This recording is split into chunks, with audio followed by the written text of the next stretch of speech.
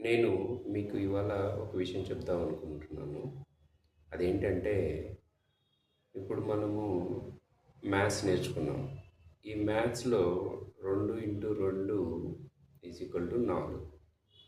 అయితే నేనంటాను 6 అని. దానికి మీరందరూ ఒప్పుకుంటారా? ఖచ్చితంగా ఒప్పుకోరు. ఎందుకనంటే 2 × 2 = 4 అని ఆల్రెడీ మనం తెలుసుకున్నాం. అలాగే అది డిక్లేర్ చేయబడింది. అందుకనే దాన్ని మనము 2 × 2 = 6 అంటే దాన్ని మనం యాక్సెప్ట్ చేయలేము.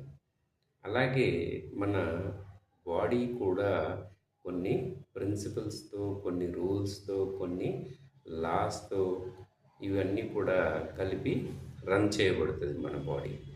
అందుకనే మనం ఏం చేయాలి? ఖచ్చితంగా ఆ రూల్స్‌ని, ఆ లాస్‌ని, ఆ పద్ధతుల్ని పాటించి తీరాల్సిందే.